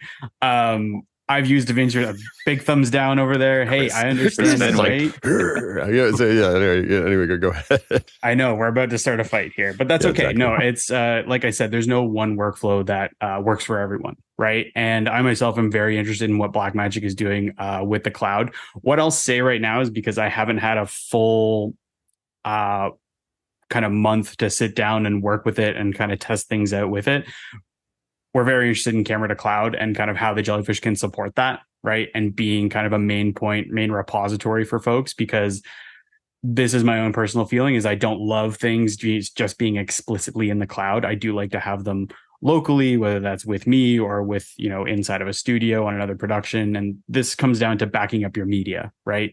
Making sure your media is in multiple places. The cloud is a great resource, but is not the ultimate resource, right? You do want to have copies of your data that are yours. Things happen, right? But I will say Blackmagic's advancements and where they're going with Resolve very much interests me. We do offer database hosting on the Jellyfish. So you are able to host your database on the Jellyfish. You can access it and work collaboratively with that. And I realized we kind of just dived into talking about the Jellyfish, but we probably ought to back up for a second and explain what it does, so people understand how it actually works. It's something I'm familiar with, so I think I made the mistake of just immediately diving right into let's talk about the details here. So if we can back up a little bit and explain what the Jellyfish is and how it works. Of course. Yeah, for sure. So what the Jellyfish is it is a shared storage device. So a network attached storage is what a lot of people would call it. You're able to connect to a network switch to enable folks to access the same media as you across, locally connected devices. You can also directly connect to it using 10 gigabit Ethernet. So we have a range of devices actually of the Jellyfish. And the most recently one is one we were discussing, which is the Jellyfish Nomad, which is our all NVMe server that can kind of go anywhere, right? And what's the storage? What are the storage options in the Nomad? Of course, yeah. So we start at 16 terabytes, 32 terabytes, and 64 terabytes. And what are the costs for those, just to give people an idea? We do start that at about 12,000 or 13,000, I believe. I'm also the workflow engineer, so I'm not necessarily the money guy. I will say that. But they are, meant to be a good way to introduce yourself into the Jellyfish ecosystem, because a lot of folks start off with a smaller Jellyfish, and then eventually they do move to, something like a Jellyfish Tower, which is our freestanding unit that has 20 drives, SATA spinning drives, or they move into something like our R24, which I kind of equate to being the Ford F-150 of, network attached storage. It kind of does a bulk of the lift. It can do multiple things, and that's our rack mounted unit. That's SAS spinning drives. So there's 24 drives. Sorry, go ahead. And with those 24 spinning drives, are you moving towards moving all of that to solid state? So that is one of our head units of the R24. The one up from that is the Jellyfish XT, which Sam mentioned we introduced to NAB this year, and that is all SAS flash. And so the really cool thing about the Jellyfish XT is we actually have 20 SAS flash drives in the head unit, and then we actually have 4 drives that are mirrored to act as an accelerator, basically a metadata controller, so that we get super low latency off of those SAS flash drives. Yeah, and I should add in there, from a budget point of view, some workflows or some just the size of the user group can dictate, how much performance you need out of the solution. Just with the XT head unit on an R24, you get the benefits of substantial acceleration and high performance without being all flash. So these systems, as we begin to offer all flash solutions, there's also hybridization. So you have capacities that can go into the petabytes while still having being able to adjust and configure your system for the performance that you need. And one other thing I got to say about the Jellyfish, Jellyfish makes all this work amazingly simple. You don't need a full-time IT team. You're not sitting there kicking the box and making adjustments. I mean, this is built for high availability of NVIDIA workflows. So it's not just a fast box with NVMe drives. I mean, that's there's folks on this. A lot of folks on this panel can build a box with NVMe and go, "Hey, I've got this speed." It's really the sauce is really the software and the hardware engineering and how it all comes together so that when you do plug 6 users in, all those users have nonstop, full accessibility, full availability of the performance without frame drop, without hiccup, to drive that workflow. And at IBC, we actually had that Jellyfish Nomad live on demo. I mean, it was powering 6 stations in our booth. Yeah, and that's where I've seen it. And when I've seen it in a project, it has been quite a few editors. We've got live content coming in. This is at these are at large event, events, conferences, and you have all that back end being kind of managed in that process. And it is something that before Jellyfish, it was a lot of work, like months of work to get ready for the conference, as opposed to something that you just put in and make it work. Go ahead, Sam. Yeah, that's really the thing, right? To ask anyone on this call, right, whether they would know how to take just a random piece of hardware and within about 20 minutes have 6 machines connected up to it and ingesting video and being able to edit from it, on the practical level, it's just not really possible, And when you think about the other thing to keep in mind too, is video is very different than what you might do with a home NAS, right? A lot of people, when they talk about network attached storage, they will be like, well, I've got a NAS, and it'll work. But then the devil is always in the details when you actually start running 4K, 6K, 8K files collaboratively and people are hitting and all that. You're going to start to see beach balls. You're going to start to see latency. Jellyfish is designed, even our spinning disk models, from the ground up, where you should be able to share and collaboratively edit video across large teams in a mission critical environment without latency. And that is the thing that, is between that and the ease of use of setting up is what really makes it different from the ground. Is it should just be able to get out of the way and you should be able to edit at the speed of thought. And that is the fundamental problem it solves. When you're, I guess, as you approach this, what are the real challenges? Is there anything you do have to think about inside of the network? So you're putting this together, what kind of switches and so on and so forth you have to start thinking about as you start to bring that collaboration together? Yeah, I think the important thing to realize is, like, when you are looking at a Jellyfish, I'm one of the people that you actually get in touch with, and we go through a whole workflow consultation, right?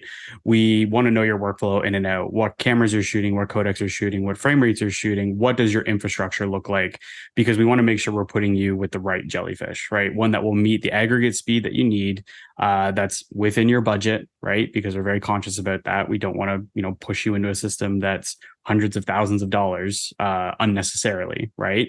But then also, yes, understanding your network, right? Are you running fiber? What kind of switches are you running? Have we, encountered problems with those switches before? What are the gotchas with those certain models?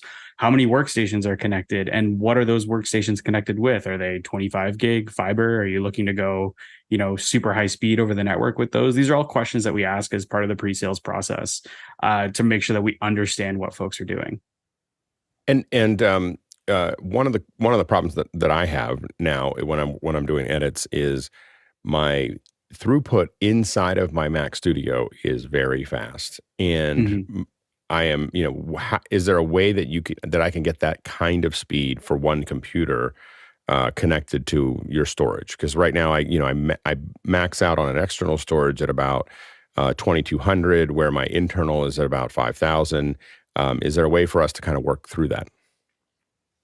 Yeah, I think if I understand the question correctly, I think what our approach is always is kind of, what is your workflow, right? Like, why do you need that 2200 megabytes per second? Do you just want that 2200 megabytes per second, or is the work editing that you're 6K doing footage uncompressed? Totally, yeah. That's why I'm doing that. Of course, yeah. And so with that, recommending that you go to 25 gig, right, over fiber and then through a network switch would probably be the way to go. If you need speeds that are over what a 10 gigabit connection can give you, then that's the way that we would recommend you do that.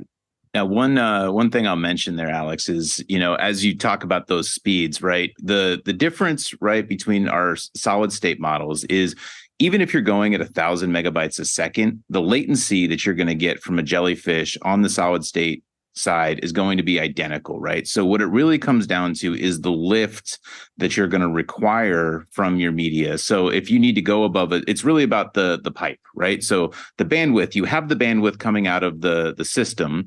You're going to get 6,000 megabytes a second on the Nomad to aggregate across your devices. But your pipe is typically going to be either a 10 gig or a 25 gig pipe. And then depending on how you optimize that 25 gig pipe, that's going to determine the amount of speed and the lift you have. So what's really important to keep in mind is when you push the spacebar, immediacy, it's going to be the same whether it's 2,000, 5,000 megabytes a second. That's the advantage of the solid state framework. But in terms of the raw lift, the question is, what is the codec you're using and what is the actual bandwidth that you need to pull to move that data? And that question will then determine the size of the pipe that you need to connect to your machine and how you optimize to just be able to, like, will the data fit in the pipe? But the nice part is, no matter what data you're fitting through the pipe, whether it's 1,000 megabytes a second, which is a typical 10 gig connection, or 5,000 megabytes a second, the speed with which it moves through that pipe will be the same, basically, on a solid state Jellyfish. So there's just a little bit of a nuance between the size of the pipe and the latency, in terms of how everything's going to move. That makes sense. Let's go ahead and jump into the questions. Absolutely. First one is coming to us from Christian Ortiz in South Florida. And Christian asks, are there any plans to offer direct Thunderbolt connections? Go ahead, Larry. Oh, can't hear you, Larry. Whoops, you're muted. Short answer is yes, without going into any significant details, but it's certainly on the roadmap. Now, are you is Thunderbolt 5 on the horizon? Are you thinking about that? Yes, it is. It's on the horizon. But it's when I say, I guess, horizon wise, I mean, don't look for it tomorrow. Don't look for it that I say next quarter. It's on the horizon, but we're still a bit away from it. What are the big advantages of Thunderbolt 5 to Thunderbolt 4? In a nutshell, Thunderbolt 5 is going to double our band, a little bit, actually more than double our true bandwidth availability. It goes from PCI Gen 3 to Gen 4. And there's a bigger carve out to support video stream going to connected displays. Right now, if you connect the display into the same port that you have, behind a storage device, for example, the performance of that storage device is significantly hampered with anything that's 4K or higher resolution, just because of how much bandwidth the display takes. With the Thunderbolt 5, we're going to have an extra 40 gigabits of actual bandwidth set aside for display, so that it won't have to take as much away or potentially anything away from the data side. Until we get bigger monitors and more and need more data. Like that's it. Sure, that's how. Yeah, that's absolutely.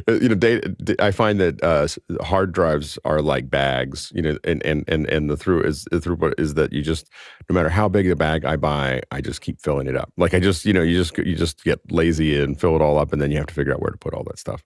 One thing I might add to the Thunderbolt 5 side of it is, like, right now you're maxed out about 2,700 megabytes a second. And when you look at some of OWC's NVMe options, right, even the 4M2, it's limited. You could not get the speed out of a 4M2 into a traditional Thunderbolt 3 or Thunderbolt 4 ecosystem. So Thunderbolt 5, you're going to see a lot more speed out of your NVMe devices. But the big thing you're going to see is you can have a RAID. So we make something called the Flex 8, right, which is a hybrid NVMe and spinning disk storage, also with a PCI bus in there.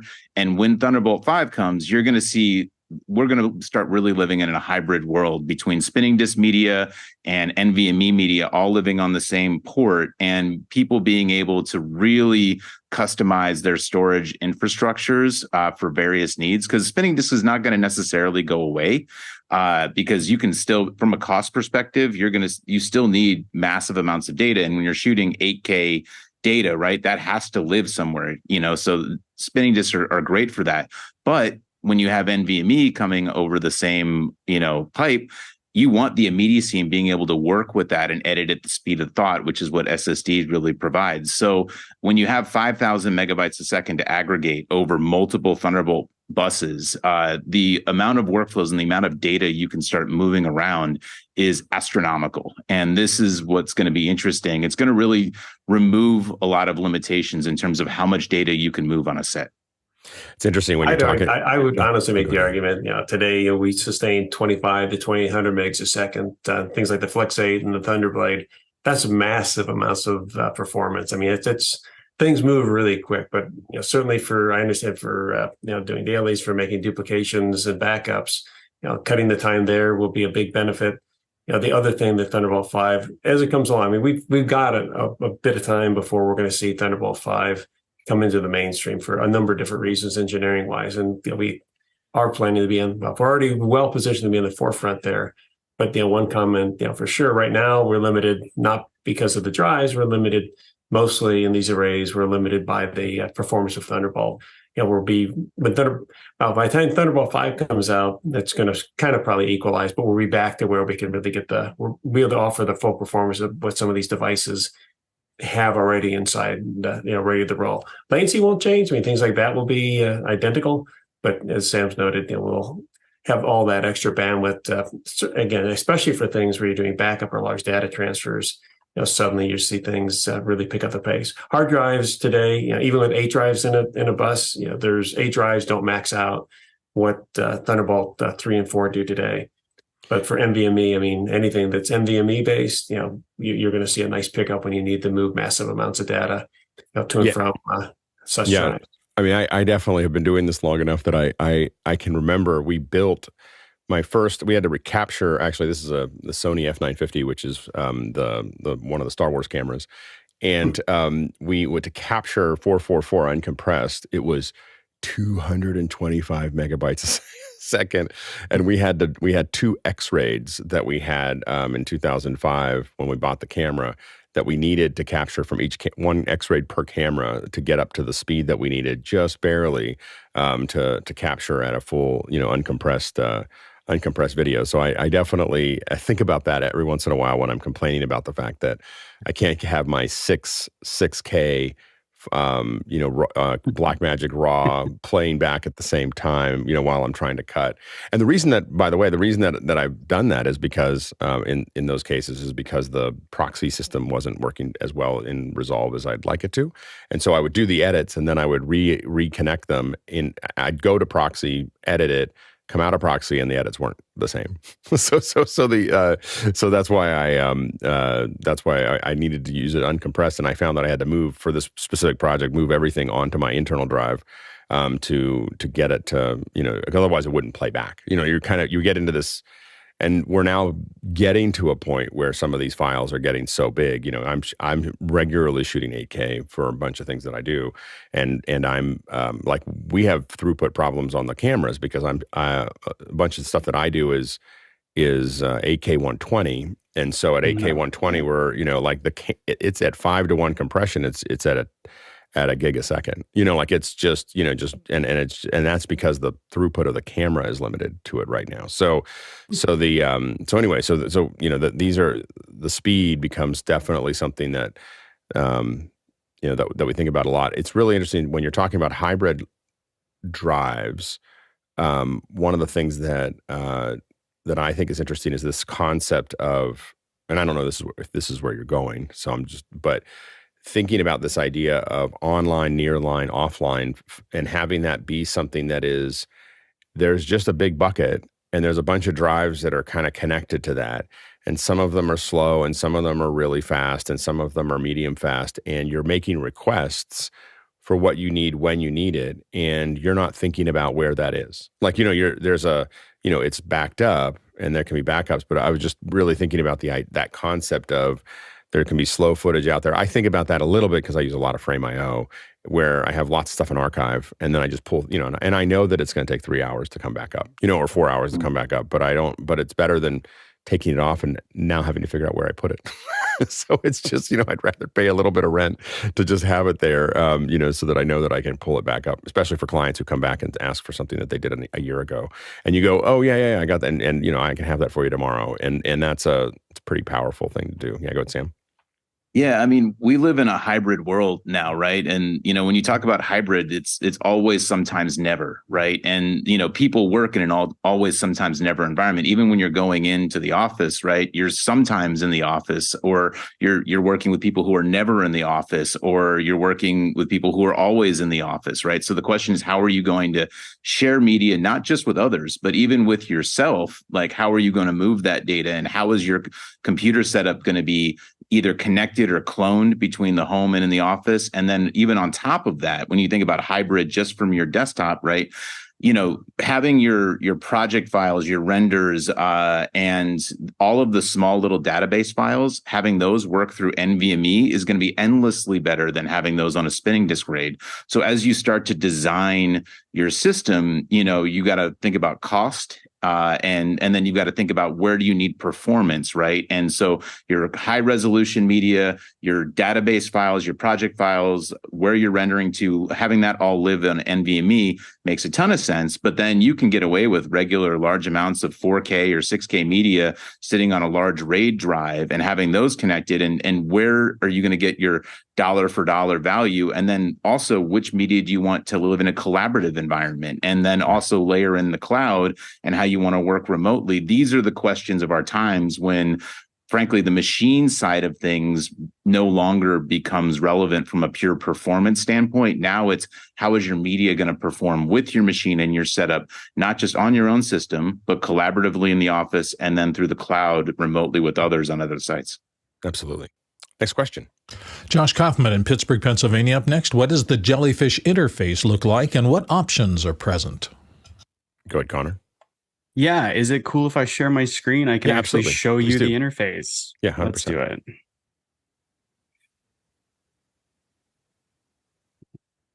Let's see if I can do that here. Can you see my screen? Yes.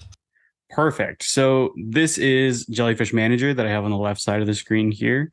So this is just our overall system view. You can see we've got actually two pools of storage here. One is our primary pool. So I've got a 120 terabyte Jellyfish tower that's actually right beside me running right now. And then we actually have a cache pool inside of that Jellyfish as well of NVMe media. So if we're working with things like image sequences or cache files or anything like that, we can point that to there. The primary pool is mainly used for where your media would go. If you want to create a new share, all you have to do is go to the Shares tab, hit Create a new SMB share or NFS if you would like, give it a name, select which pool you'd like it to go to, and you can do things like enable a quota. So just say the share can only grow to 2 terabytes, encrypt it, and also even enable a recycle bin so that if you get a click happy editor who starts deleting things, you can recover things very quickly. Creating users, super easy. All you have to do is just, again, hit that plus sign and you can create new users and give them access to Media Engine, which we talked a bit about earlier in the call. Just give them a password, also force their password change. So you can give them a default password, enable them to set their own password later. And then you can also create groups. And this really comes in handy when you're trying to manage your permissions of your Jellyfish. So if I need to manage the permissions of a share, all I have to do is click edit, go in, and I can enable read-write access to different users. I can add these users as well. So I'll add Larry here. Larry's got permissions here, but I'm only going to give Larry read permissions. He's a bit click happy. I don't need him to start writing things to the Jellyfish there. And one of the things we actually have is a cloud integrations as well. So over here, I've got Backblaze set up. So if I wanted to back up my Jellyfish to the cloud, all I'd have to do is select my bucket that I've set up here. And what'll pop up is a really simple scheduler. So when I'm trying to schedule that backup, I can choose whether I want to back up just the entire share, a specific folder, a specific file, and I can also schedule that out as well and determine the resources that the Jellyfish uses for that. What I think is the most important thing for people when they're looking at a Jellyfish is the app that they'll actually interact with the most, and that's actually Jellyfish Connect, which lives up in the toolbar here. So what this does is it enables me to see the shares that I have access to. So I've logged in through Jellyfish Connect, and I can do things like mount my library share, my project share. I can even mount another share, and it'll pop up on my desktop here. it also allows me to do things like Access Manager and then also Access Media Engine. So when you first install Connect and you first connect to the Jellyfish, Connect will go through and it'll do things like enable 10 gig speeds on your Ethernet connection, enable jumbo frames so that you get the most performance out of your 10 gig connection. So once I log into Media Engine here, you'll be able to see that I can see all my media that's actually on the Jellyfish here. So I've got office hours demo here. I've got inside of a folder, I've got a bunch of ProRes files here. If I wanted to, I can select those, hit export files, and it'll allow me to create proxies right here. So this is what we were talking about earlier with our remote users, right? They'll be able to generate those proxies, put them in a specific location for us, and then we can go grab those and pull them, over the internet. Or if we would like to, we can use those to edit locally. If I don't want to take up usage on my machine, I can let the Jellyfish do that as well. Now, is it reconnecting those proxies as well, or is it just simply delivering those and then you need to reconnect them with the software that you're using? So it'll deliver those proxies for you. Your software will handle that. So if you're in Resolve, you can point it to the proxies there. Right. Premiere, same deal. But this gives you a lot of flexibility, right? Like if you're two editors that are connected to a Jellyfish and you both have a deadline to hit and you just can't take up resources by rendering your 8K or 6K uncompressed footage, this will take care of that for you. That's great. Yeah. Next question. Next one comes from Douglas Carmichael. Douglas asked, I use a miniStack STX with my M2 Pro Mac Mini, and I love it. Would the Jellyfish Mobile be an equivalent class of device? Go ahead, Larry. Can't hear you, Larry.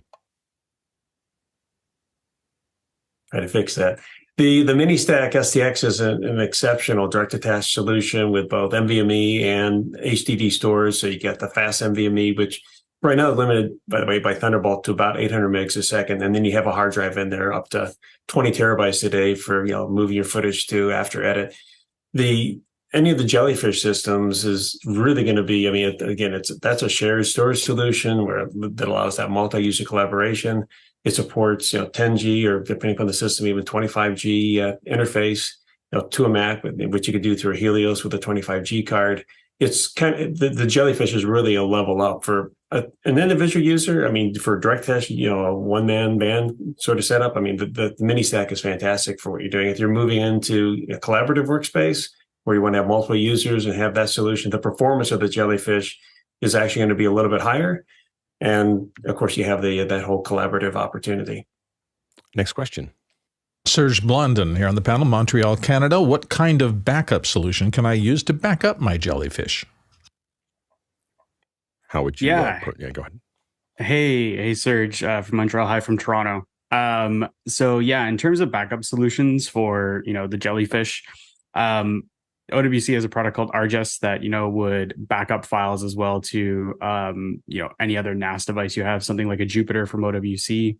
But you can also bring your own. P5 ArcAware is a very popular backup software solution. And then, as you saw earlier in my screen share there, we can also back up to the cloud as well, and you can schedule those backups. So the cloud integrations that the Jellyfish supports directly are AWS, Wasabi, Backblaze, and Azure. Next question. Go ahead, Larry. Yeah, go ahead. Yeah, we're offering, we offer integrated backup solutions with Jupyter and also our B24 Jellyfish, but you're not, as Connor's noted, you're not limited to our solutions. You can pretty much back up to any network attached or a major cloud solution. Next question.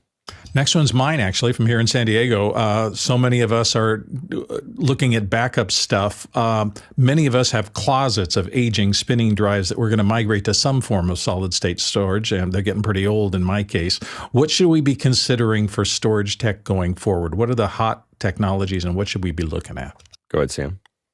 So a lot of it depends on what you want to do. Hilariously, I'm very familiar with that drive pyramid. We used to call it the drive pyramid that people would build in their office. And, that was a lot of reasons what the Jellyfish was designed to solve in the first place for collaborative editing. So if you are in a multi-editor environment, you want to start with the Jellyfish. If you are basically what the beauty about OWC is the ecosystem, and they make a drive that fits into every aspect of what people want to do. So if you need the world's best portable drive that's largely indestructible, you want to get the Envoy Pro FX. That largely operates at the Thunderbolt line speed and basically is the best portable drive you can buy. From there, if you need something that's semi-portable, but also can go into a much larger capacity level, you want to look at the ThunderBlade, which is basically probably the best Thunderbolt connected drive in the universe. There's nothing better than that drive, and it is basically a 4M2 in a enclosure that you connect. And this is something for high-end professionals who have a lot of media that they need to move around. Then we have the ThunderBase for RAID storage. ThunderBase 4 is probably the best solution for, well, actually, let's start with the Gemini, which is a 2-drive solution that is for your average DIY creator. It also is drive dock functionality. So if you have a lot of devices you want to connect and you need a large amount of media for basically lower resolution media, but also up to 4K, but maybe transfer is not as important to you. You want to do that. ThunderBlade 4, if you need a little bit more bandwidth, it is probably the mid-range for your average photo, musician, or video editor. And then ThunderBlade 8 for the high end, and then ThunderBlade Flex 8 if you need to mix spinning disk and NVMe together. Next question. Next one comes to us from Charles Klein in New York City. Thank you for joining Office Hours today. I own multiple ThunderBlade drives. Incredible rock-solid performance from onset to post-production. Any updates coming to the ThunderBlade family? Go ahead, Larry. Hey, thanks for being our customer on that, and glad you're enjoying the ThunderBlades. I mean, that's what we built them for everything from editing to that whole ingest capture, that is a daily shipment. I mean, that's what that solution's been built for. We're always taking feedback from users in the field, and that product certainly will continue to evolve. And we do have some updates in the future, mainly focused around a little bit more performance and higher RAID 5 capacity. So do be on the lookout for some updates to ThunderBlade, probably early 2024. That being said, it doesn't obsolete the current ThunderBlade in any way, shape, or form. And interoperability with your power supplies, all that other, and any of the ecosystem, any of the current workflow you have will continue with the new as well as with the existing ThunderBlades you have. What are the big conferences that or expos that you guys go to? What are the ones that you consider the ones that really are the middle of your market? That a question for me? Yeah. I'll ask you. Yeah, or Sam. But are there ones that you focus the most on, or the ones that you have the largest presence in? Sure. NAB and IBC would be our two biggest shows at this point going forward. We do a bunch of we try to do as many regional shows focused on this, like Cinegear and such. We'll be at CES. CES, we have a really small presence. That's more a meeting presence. It's not really the right show for this kind of solution lineup anymore. Right. But quite frankly, we're always trying to be where our customers want us to be. Absolutely. Next question. Alexander Knight back in from Port Coquitlam in British Columbia. What is the ideal product I should be looking for as a lone editor so I can have the fastest local storage solution for editing up to 4K in Resolve? I don't have a $10,000 plus budget. Go ahead, Sam. I'd actually recommend, if capacity is not a major issue for you, the Envoy FX is probably the best drive you can get for that. If you need more capacity, it's going to cost a little bit more money. You go with the ThunderBlade. And if you want something that's fast, that's spinning disk with a lot of media, either the ThunderBlade 4 or the ThunderBlade 8, if you're looking to be cost conscious and you need a lot of capacity. Next question. Steve Uroff, Madison, Wisconsin. Are accounts and permissions exclusively local in the Jellyfish? Can it source accounts from LDAP, Active Directory, and so forth? Go ahead, Connor. Yeah, so good question for sure. We do have Active Directory support. We do have a little bit of a consultation process because each Active Directory instance is kind of a special flower.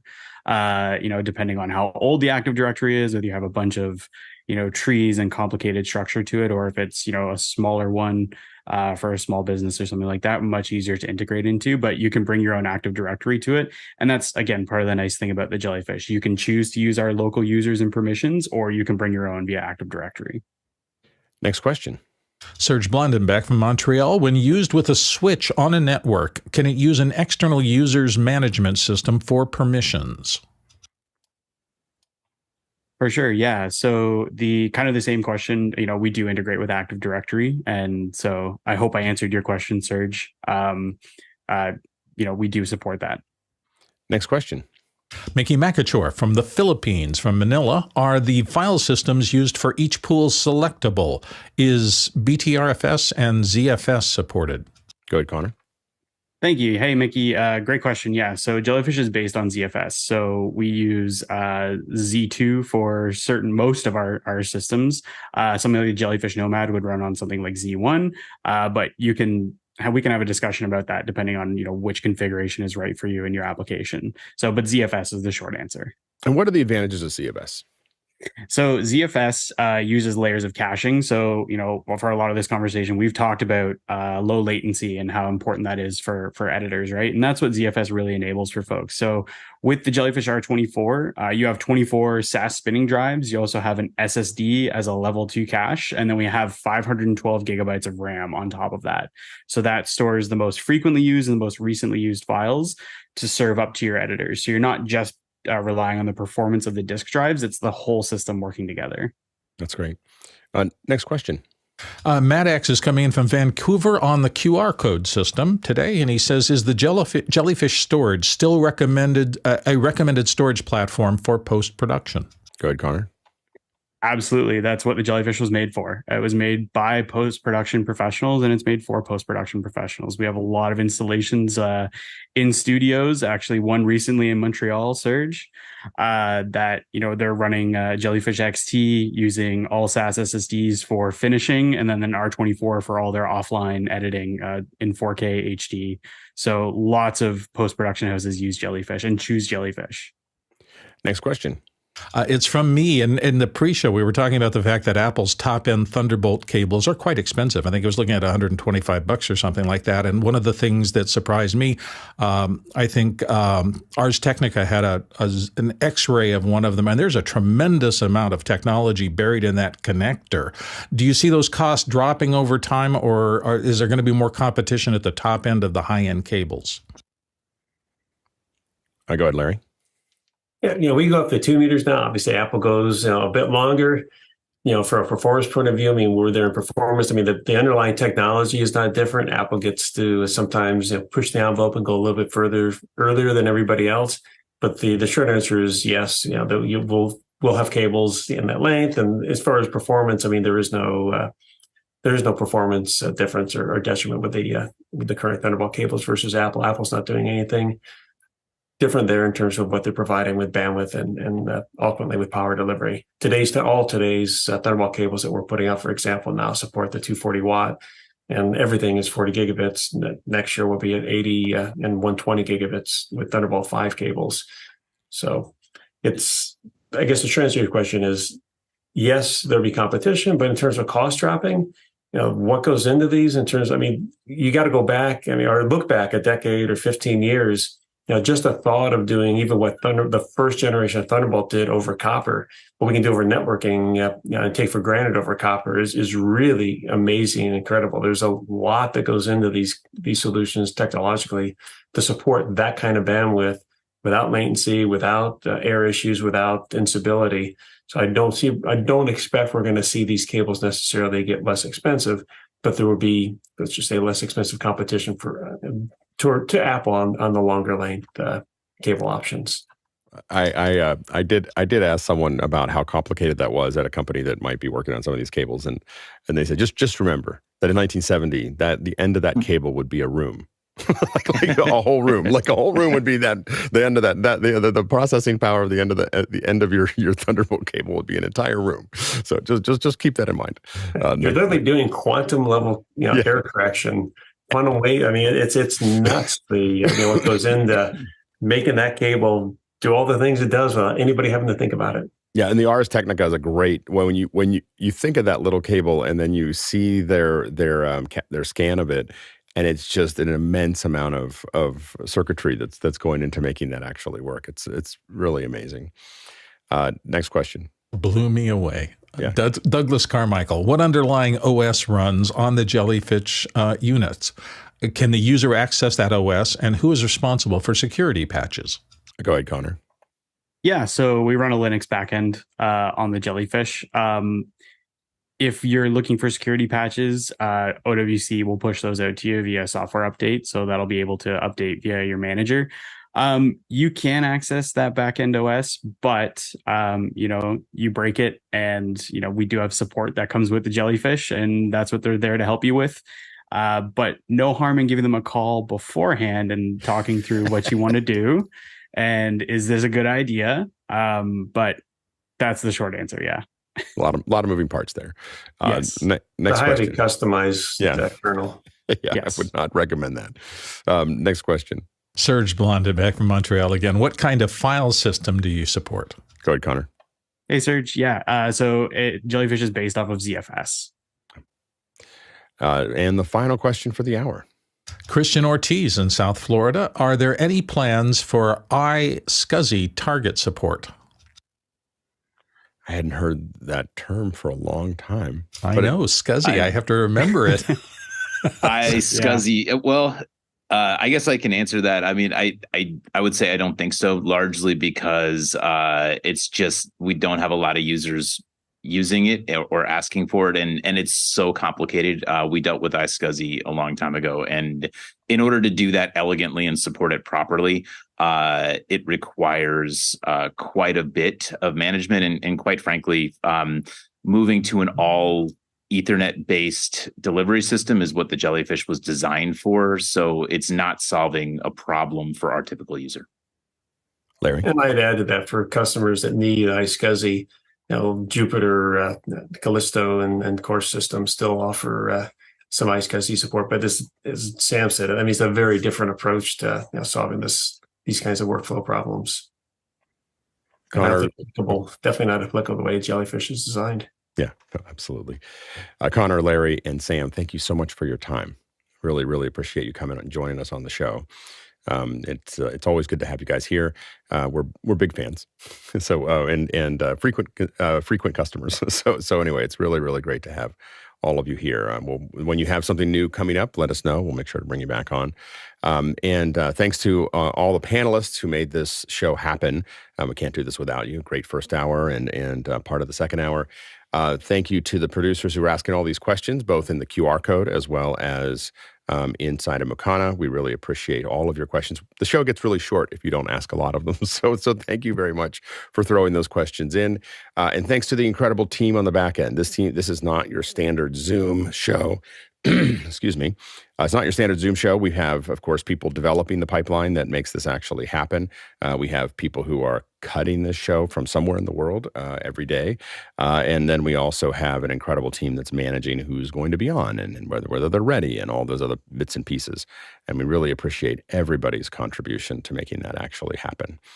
We traveled 90,000 miles today answering all these questions in the Tlaloc Traversal, and that is 145,000 kilometers, and that is 717 million bananas for scale. All right, let's go ahead and jump into After Hours. That was great. I forgot, Sam. I forgot that you built that up during our show. I now remember it. I think the trauma went into my subconscious, So definitely mine as well. I was not sure whether but now it's a good story because actually no one on the other side noticed. But don't, with a prototype product, just don't install anything that requires a restart once it's up and let your tech go whose cell reception is not compiled on the air. It was a perfect storm. It was great. Good memory there. So, all right. Thanks, everybody. See you later.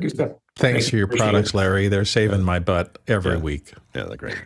Well, you're seeing part of the team here. I mean, this is a team, a great team that makes these solutions